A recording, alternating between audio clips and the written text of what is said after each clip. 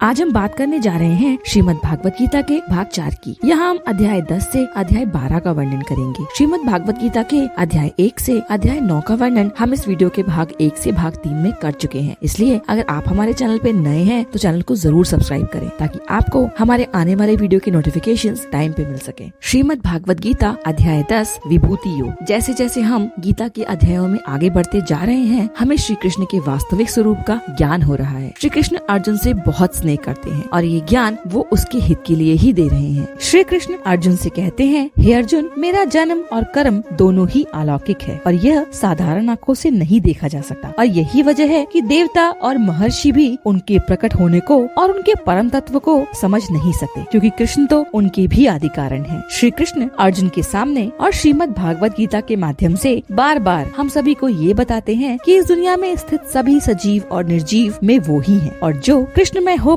सिर्फ कृष्ण को ही भजता है वह जीवन मरण के चक्रव्यूह से निकलकर सीधे मोक्ष को प्राप्त होता है। और वो ये बात बार बार इसलिए बता रहे हैं ताकि यह सत्य हमारे मन मस्तिष्क में हमेशा के लिए अंकित हो जाए और हमें ये समझने में कोई भी चूक ना हो। जब कुछ नहीं था तब भी कृष्ण थे, और आगे जब कुछ नहीं रहेगा तब भी पुनः जीवन की उत्पत्ति के लिए श्री कृष्ण ही होंगे। श्री कृष्ण कहते हैं कि मैं सभी की उत्पत्ति का एकमात्र कारण हूँ और मैं ही सर्वत्र हूँ। यही तत्व ज्ञान है, और जो प्राणी इसे जान गया वो निश्चय ही भक्ति योग को प्राप्त होता है। श्री कृष्ण कहते हैं कि जब मेरे भक्त कृष्ण में होकर सर्वत्र मुझको ही अर्पित कर देते हैं और आपस में मेरी चर्चा करते हैं, तब उसका प्रभाव बहुत बड़ा होता है। इसलिए श्री कृष्ण ने सत्संग को बहुत महान बताया है। ऐसा करने वाले श्री कृष्ण में ही लीन रहते हैं और अंत में उन्हें ही प्राप्त होते हैं। अर्जुन ने युद्ध करने का विचार त्याग दिया था और युद्ध भूमि में बीचों बीच जाकर भी युद्ध करने से मना कर दिया था। इसी कारण श्री कृष्ण ने उसे ज्ञान देना प्रारंभ किया था। लेकिन अब धीरे धीरे ही सही अर्जुन को श्री कृष्ण का ज्ञान और उनका स्वरूप समझ में आ रहा है। अर्जुन श्री कृष्ण को परम ब्रह्म, परम धाम और परम पवित्र बताते हुए कहते हैं, हे श्री कृष्ण, आपको समस्त ऋषिगण और सनातन दिव्य पुरुष, देवों का भी देव, आदिदेव, अजन्मा मानते हैं। अर्जुन को श्री कृष्ण का दिव्य रूप अब समझ में आ रहा है और इसीलिए वो कृष्ण की कही गई बातों को ही दोहरा रहे हैं, और अभ्यास को दोहराना यही बताता है कि बात समझ में आ गई है। अर्जुन श्री कृष्ण से कहते हैं कि हे भगवान, आपके इस लीलामय स्वरूप को ना तो दानव जानते हैं और न ही देवता ही। लेकिन ज्ञान प्राप्ति का मार्ग आसान बिल्कुल भी नहीं होता, क्योंकि जो थोड़ा जान जाता है वो और अधिक जानना चाहता है, और ऐसा ही अर्जुन के साथ भी हो रहा था। श्री कृष्ण के स्वरूप का ज्ञान अभी अर्जुन के लिए बाकी था। उसका संशय तो अभी खत्म होना शुरू ही हुआ था, परंतु पूरी तरह से अभी खत्म नहीं हुआ था। अर्जुन कृष्ण से उनकी विशेषताओं के बारे में जानना चाहते हैं, क्योंकि वो ये जानते हैं कि अपनी विशेषताओं का ज्ञान सिर्फ और सिर्फ श्री कृष्ण ही दे सकते हैं। ज्ञान के प्रति अर्जुन का लगाव हम सभी को बताता है कि पूर्ण ज्ञान प्राप्त किए बिना हमें कभी नहीं रुकना चाहिए, चाहे वो कोई भी क्षेत्र क्यों ना हो। अर्जुन के प्रश्न का उत्तर देते हुए श्री कृष्ण कहते हैं, हे अर्जुन, तुम मेरे विस्तार के बारे में जानना चाहते हो, परंतु न उसका कोई शुरुआत है और न ही उसका कोई अंत है। श्री कृष्ण के स्वरूप को समझना परम आवश्यक भी है, और वही श्री कृष्ण अर्जुन को समझा रहे हैं। श्री कृष्ण कहते हैं कि मैं कहीं भी बाहर नहीं हूँ, मैं सभी प्राणियों के भीतर स्थित आत्मा हूँ। कई बार जब हम कुछ करते हैं तो हमारे अंदर से एक आवाज आती है कि वो काम सही है या गलत। क्या आपने कभी सोचा है कि वो कौन है जो आपको और हमें ये बताता है? वो है हमारी अंतरात्मा, यानी कि स्वयं श्री कृष्ण। और जो प्राणी अपने अंदर की इस आवाज को निरंतर सुनने लगता है, उनके लिए गए फैसले सदैव उचित होते हैं। श्री कृष्ण कहते हैं कि अदिति के 12 पुत्रों में वो विष्णु हैं। जितनी भी ज्योतियाँ हैं उनमें कृष्ण किरणों वाले सूर्य हैं। कृष्ण 49 वायु देवताओं का तेज है और नक्षत्रों का अधिपति चंद्रमा भी श्री कृष्ण ही है। यहाँ पर श्री कृष्ण अर्जुन को अपने विराट स्वरूप के बारे में समझा रहे हैं। श्री कृष्ण कहते हैं कि वेदों में मैं सामवेद हूँ। जितने भी देव हैं उनमें वो इंद्र है। हमारी जो 5 इंद्रियां हैं उनमें श्री कृष्ण मन है। इसलिए कृष्ण हमेशा मन पर विजय पाने की बात करते हैं, क्योंकि जिसने मन पर विजय प्राप्त कर ली उसे तत्वज्ञानी बनने से कोई भी नहीं रोक सकता। समस्त प्राणियों में जीवन का संचार करने वाली प्रेरणा भी श्री कृष्ण ही है। जब हमारे प्राण हमारे शरीर से निकल जाते हैं तो वास्तव में हम में से श्री कृष्ण निकल जाते हैं। रुद्रों में वो शंकर हैं और शिखर वाले पर्वतों में वो सुमेरु पर्वत है, और यक्ष तथा राक्षसों में वो अपने आप को धन का स्वामी कुबेर कहते हैं। श्री कृष्ण कहते हैं कि महर्षियों में वो भृगु ऋषि हैं, जो ज्योतिष के प्रकांड विद्वान थे। ऋषि भृगु ने ही भृगु संहिता की रचना की थी। अपने दिव्य स्वरूप के बारे में विस्तार से बताते हुए श्री कृष्ण कहते हैं कि स्थिर रहने वालों में वो हिमालय पर्वत है। जितने भी वृक्ष हैं उनमें से श्री कृष्ण ने स्वयं को अश्वत्थ कहा है। अश्वत्थ यानी कि पीपल का वृक्ष। देवर्षि में श्री कृष्ण नारद मुनि हैं, गंधर्वों में वो चित्ररथ हैं और सिद्धों में वो कपिल मुनि हैं। हाथियों में श्री कृष्ण स्वयं को ऐरावत हाथी बताते हैं और मनुष्यों में जो राजा है वो श्री कृष्ण ही है। यानी कि हर एक अवस्था या वस्तु में जो सर्वश्रेष्ठ है वही श्री कृष्ण है। पशुओं में श्री कृष्ण सिंह हैं और पक्षियों में वो गरुड़ हैं। श्री कृष्ण कहते हैं, हे अर्जुन, इस सृष्टि का आदि अंत तथा मध्य मैं ही हूँ। मनुष्य की जन्म और मृत्यु का कारक और कारण भी मैं ही हूँ। श्री कृष्ण कहते हैं कि पांडवों में मैं धनंजय यानी कि अर्जुन हूँ। पांडवों में वैसे तो किसी में गुण और शक्ति की कमी नहीं थी, परंतु सर्वश्रेष्ठ अर्जुन ही थे। इसलिए स्वाभाविक रूप से उनमें से अगर कोई कृष्ण हो सकता था तो वो भी अर्जुन ही थे। मुनियों में वो वेद व्यास है, यानी कि महाभारत के महान रचयिता वेद व्यास। श्री कृष्ण आगे अर्जुन से कहते हैं, हे अर्जुन, मेरी विभूति और विशेषताओं का कोई अंत नहीं है। मैंने अपनी ये विभूतियाँ तो तुम्हारे लिए काफी संक्षेप में बताई हैं, क्योंकि यही सत्य है कि मेरा कोई अंत नहीं है। श्री कृष्ण कहते हैं कि मैं इस संपूर्ण सृष्टि को अपनी योग शक्ति के सिर्फ एक अंश मात्र से धारण करके स्थित हूँ। तो ये था श्रीमद् भागवत गीता का अध्याय 10, जहाँ श्री कृष्ण ये बताते हैं कि कैसे हर अंश में, हर काम में और हर वस्तु में श्री कृष्ण स्थित है। बस देखने और पहचानने की देर है। श्रीमद् भागवत गीता अध्याय 11 विश्व रूप दर्शन योग। इस अध्याय में अर्जुन श्री कृष्ण के वास्तविक स्वरूप को अपनी आँखों से देखना चाहते हैं। और सिर्फ अर्जुन ही क्यों, हम सभी ये देखना जरूर चाहेंगे कि कैसे ये सारी दुनिया कृष्ण से उत्पन्न होती है और उन्हीं में समा जाती है। अर्जुन को श्री कृष्ण का ज्ञान तो धीरे धीरे समझ आ रहा है, परंतु श्री कृष्ण के वास्तविक स्वरूप को देखकर वो पूरी तरह संशय मुक्त होना चाहते हैं। और यही बात वो श्री कृष्ण से कहते हैं कि अगर उसके लिए यह संभव हो तो श्री कृष्ण को अपने विराट स्वरूप का दर्शन उसे करवाना चाहिए। श्री कृष्ण अर्जुन से कहते हैं, हे पार्थ, तू अब मेरे सैकड़ों हजारों प्रकार के और हजारों वर्णों के, हजारों आकृतियों वाले अलौकिक रूपों को देख। वास्तव में श्री कृष्ण के विश्व स्वरूप की कल्पना करना हमारे लिए संभव नहीं है, और ये भी संभव नहीं है कि जिससे हम आए हैं, जो सब कुछ है और जिसमें एक दिन सभी को मिल जाना है, उसे हम इन साधारण आँखों से देख सके। परंतु अर्जुन ने विनती की कि अगर संभव हो तो वो श्री कृष्ण का विश्व स्वरूप देखना चाहता है। श्री कृष्ण अर्जुन से कहते हैं, हे अर्जुन, तू मुझे इन नेत्रों से देखने में निसंदेह असमर्थ है, इसीलिए मैं तुझे दिव्य यानी कि अलौकिक चक्षु देता हूँ, जिससे तू मेरी ईश्वरीय योग शक्ति को देख सकेगा। ये सारा आंखों देखा हाल संजय धृतराष्ट्र को सुना रहे हैं। स्वाभाविक है कि संजय के ही माध्यम से ये गीता हम तक पहुँची, और क्योंकि संजय को दिव्य दृष्टि प्राप्त है तो अर्जुन जो देखेंगे वो संजय भी देखेंगे, और धृतराष्ट्र जो देख तो नहीं सकते पर संजय के माध्यम से सब कुछ सुन पाएंगे, बिल्कुल हमारी और आपकी ही तरह। संजय धृतराष्ट्र से कहते हैं, हे राजन, महायोगेश्वर और सभी पापों को नाश करने वाले भगवान ने इस प्रकार कहकर तत्पश्चात अपना परम ऐश्वर्य रूपी दिव्य स्वरूप दिखाया। अब जो भी कृष्ण का वर्णन आएगा उसको सुनने के साथ आप अनुभव भी करें। अभी तक आपने कृष्ण की जो भी व्याख्या सुनी, अब उसका मूर्त रूप आपके सामने आएगा, यानी कि जो सुना अब वो देखने का समय है। संजय कहते हैं, अनेक मुख और नेत्रों से युक्त, अनेक अद्भुत दर्शनों वाले, बहुत से दिव्य भूषणों वाले और बहुत से दिव्य शस्त्रों को धारण किए हुए, दिव्य गंध का संपूर्ण शरीर में लेप किए हुए, सब प्रकार के आश्चर्यों से युक्त, सीमा रहित और सब ओर मुख किए हुए विराट स्वरूप से युक्त परमेश्वर को अर्जुन ने देखा।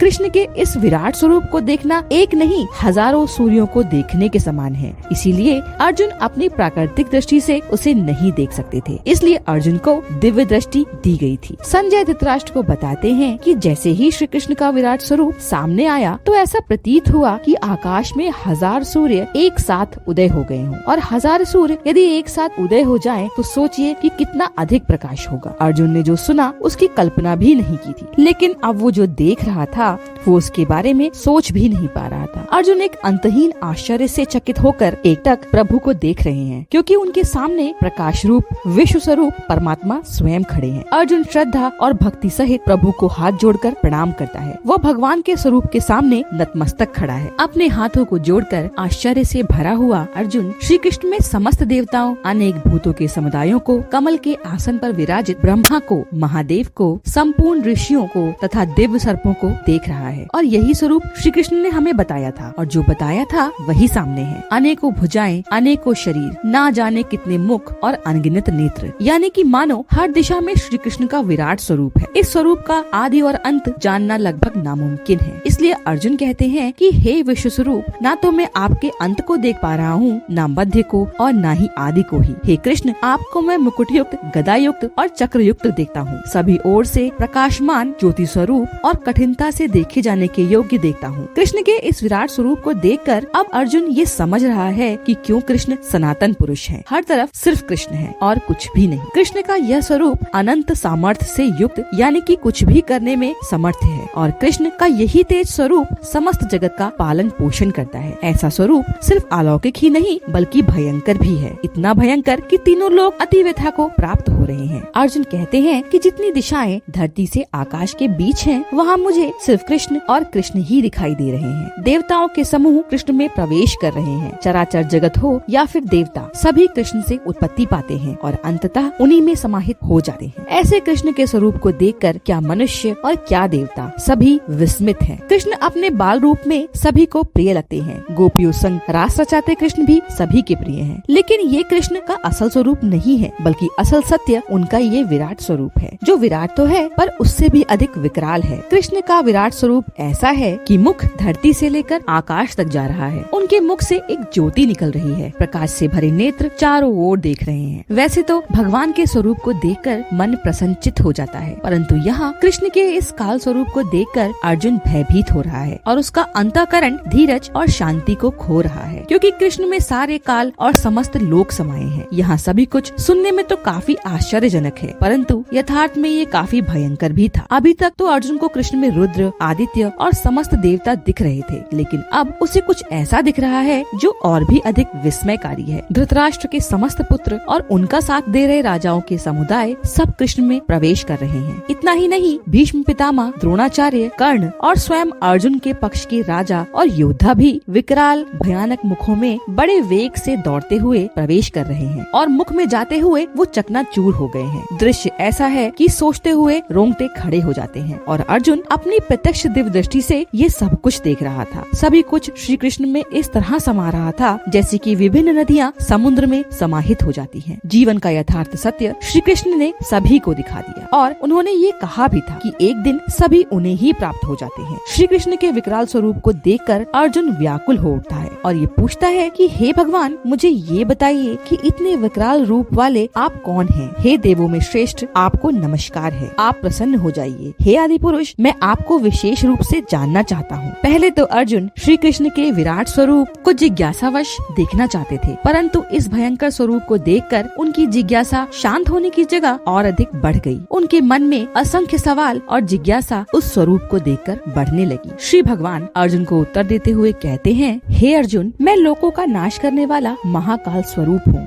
और ये जो भी योद्धा तेरे विरुद्ध युद्ध कर रहे हैं, वो अगर तू युद्ध ना भी करे तो भी नहीं रहेंगे। कृष्ण अर्जुन को उठने को कहते हैं और कहते हैं कि युद्ध करके यश को प्राप्त कर। श्री कृष्ण कहते हैं, हे अर्जुन, तूने अभी देखा कि मैं इन योद्धाओं को पहले ही मार चुका हूँ। तुम तो केवल निमित्त मात्र हो, तुम्हें केवल अपना कर्तव्य निभाना है। संजय धृतराष्ट्र से कहते हैं कि भगवान श्री कृष्ण की बातों को सुनकर अर्जुन अपने हाथों को जोड़ लेता है और कांपते हाथों से नमस्कार करता है। ये दिख रहा है कि अर्जुन अत्यंत ही भयभीत है और इसी अवस्था में प्रणाम करते हुए वो कुछ कहने का प्रयत्न भी कर रहा है। अर्जुन ने जो देखा था वो तो अकल्पनीय से भी परे था और ऐसे किसी भी विचार के आसपास भी अर्जुन कभी नहीं पहुंच पाया था। इसी डरी हुई अवस्था में कांपते हाथों को जोड़कर अर्जुन कहता है, हे प्रभु, आप तो अंतर्यामी हैं, आप समस्त दिशाओं में हैं, समस्त सृष्टि में आप ही व्याप्त हैं। श्री कृष्ण सनातन हैं। शुरुआत में जब कुछ भी नहीं था तब श्री कृष्ण थे, वो आज भी हैं और इस सृष्टि के बाद भी होंगे। हमारा और आपका ज्ञान इतना परिपक्व नहीं है, भले ही विज्ञान ने काफी तरक्की कर ली हो, पर अभी भी वो इस ब्रह्मांड की सच्चाई से अपरिचित है और यही सच्चाई अब सामने आने वाली है, जो हजारों साल पुराने ग्रंथों और स्वयं गीता में लिखी हुई है। इसका मतलब ये है कि ये ज्ञान हमारे आज के ज्ञान से भी ऊपर है और ये सोचने का विषय है। श्री कृष्ण के इस अनंत रूप को देखकर अर्जुन उन्हें बार बार प्रणाम करते हैं, क्योंकि ऐसे विशाल, विकराल और भयंकर रूप को सिर्फ आप नमस्कार ही कर सकते हैं। धीरे धीरे अर्जुन को पुरानी बातें याद आती हैं कि कैसे वो कृष्ण के साथ सखा रूप में अटखेलियां करते थे। अर्जुन कहते हैं कि श्री कृष्ण के इस प्रभाव को वो नहीं जानते थे। इसमें उनकी कोई गलती नहीं है कि उन्होंने कृष्ण को हे कृष्ण, हे यादव, हे सखे कहा। अर्जुन कहते हैं कि ये सब उसने बिना सोचे समझे विनोद स्वरूप कहा था। अर्जुन कहते हैं कि अगर उन्होंने कृष्ण को कभी गलती से अपमानित किया हो तो उसके लिए भी वो शर्मिंदा हैं और क्षमा प्रार्थी हैं। जो अपराध अर्जुन ने प्रेम में बिना सोचे समझे किए थे उसके लिए भी वो श्री कृष्ण से क्षमा मांग रहा था। तत्पश्चात अर्जुन श्री कृष्ण से कहते हैं, हे कृष्ण, कृपया मुझे अपना चतुर्भुज रूप दिखाएं। भगवान श्री कृष्ण अर्जुन से कहते हैं, हे अर्जुन, तुम्हारे अनुग्रह के कारण मैंने अपनी योग शक्ति के प्रभाव से तुम्हें अपना यह विराट काल स्वरूप दिखाया, जिसे तेरे अतिरिक्त दूसरे किसी ने पहले नहीं देखा था। श्री कृष्ण अर्जुन से कहते हैं, हे अर्जुन, तूने ही सर्वप्रथम मेरे इस विकराल स्वरूप के दर्शन किए हैं, इसलिए तुझे व्याकुल नहीं होना चाहिए। लाखों में एक ही वो विरले होते हैं जिन्हें कृष्ण का ये स्वरूप देखने को मिलता है, इसलिए इसमें व्याकुल होने की कोई बात नहीं है। वो अर्जुन से कहते हैं, हे अर्जुन, तो भय रहित और प्रीति से युक्त होकर मेरे शंख चक्र गदा युक्त रूप को देख। और फिर श्री कृष्ण अर्जुन को अपना चतुर्भुज रूप दिखाते हैं। वहीं दूसरी तरफ संजय अपना आंखों देखा हाल बताते हुए धृतराष्ट्र से कहते हैं कि कृष्ण अर्जुन को अपना चतुर्भुज रूप दिखा रहे हैं और साथ ही साथ वो उसे धीरज भी दे रहे हैं कि अर्जुन ना तो डरे और ना ही व्याकुल हो, क्योंकि ये सब कुछ उन्होंने अर्जुन को ज्ञान देने के लिए किया था, ताकि वो अपनी अज्ञानता से बाहर आ सके। अर्जुन कहते हैं कि हे प्रभु, आपके इस चतुर्भुज स्वरूप को देखकर जो भी अशांति मुझ में व्याप्त थी वो अब शांत हो गई है। मैं अब स्थिर चित्त हो गया हूँ और अपनी स्वाभाविक स्थिति को प्राप्त हो गया हूँ। श्री कृष्ण अर्जुन को बताते हैं कि उसने जो उनके चतुर्भुज स्वरूप के दर्शन किए हैं वो अत्यंत दुर्लभ हैं। देवता भी सदैव इसी स्वरूप के दर्शन की आकांक्षा रखते हैं। उनका यह स्वरूप सिर्फ वो ही देख सकता है जो मन में सच्चाई और अनन्य भक्ति रखता हो और पाखंड से रहित हो।